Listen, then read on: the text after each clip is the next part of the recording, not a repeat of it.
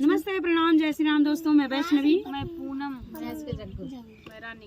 भैया सबका स्वागत वंदन अभिनंदन करता है एक बहुत प्यारे से गीत के साथ। और वो गीत आटे जैसे कि जान सकते हैं आप लोग, एक धोबिनी के ऊपर है वो गीत।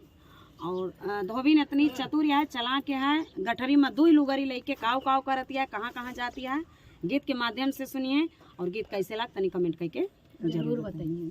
कि देखा देखा धोबिनिया कई चाल हो, गठरिया मधुई लुगरी। देखा देखा धोबिनिया कई चाल हो, गठरिया मधुई लुगरी। देखा देखा धोबिनिया कई चाल हो, गठरिया मधुई लुगरी। अरे लइके गाठरी मोरे ससुर लगे गईली, लइके गाठरी मोरे ससुर लगे गईली। मोरे ससुर काली से बेला माई हो, गठरिया मधुई लुगरी। मोरे ससुर काली से बेला माई हो, गठरिया मधुई लुगरी। देखा देखा धोबिनिया कई चाल हो, गठरिया मधुई लुगरी। देखा देखा धोबिनिया कई चाल हो, गठरिया मधुई लुगरी। अरे लइके गाठरी धोबइन जियट लगे गईली, लइके गाठरी धोबइन जियट लगे गई। मोरे जेठवा काली हिस पटाई हो, गठरिया मधुई लुगरी। मोरे जेठवा काली हिस पटाई हो, गठरिया मधुई लुगरी। देखा देखा धोबिनिया कई चाल हो, गठरिया मधुई लुगरी। देखा देखा धोबिनिया कई चाल हो, गठरिया मधुई लुगरी। अरे लइके गाठरी धोबइन देवर लगे गईली, लइके गाठरी धोबइन देवर लगे गई। मोरे देवरा काली हिस फुसलाई हो, गठरिया मधुई लुगरी। मोरे देवरा काली हिस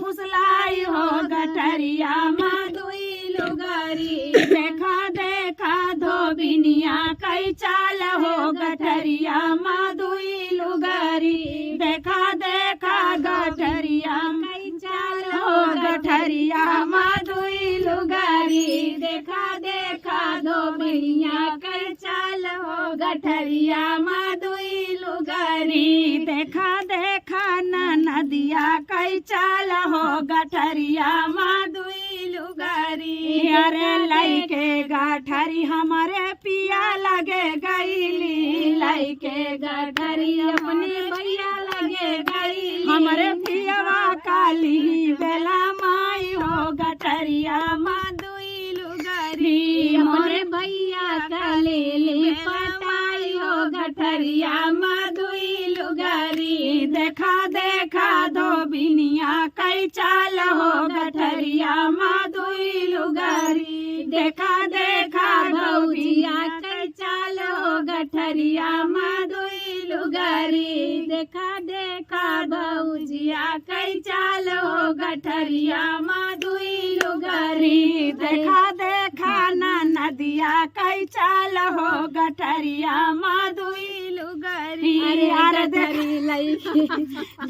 देखा नदिया कई चाल हो, गठरिया। अरे नचताई गावत नदी, नचताई गावत नदी, हमारे पिया लगे गईली, हमारे पिया काली। हे कबर मन कर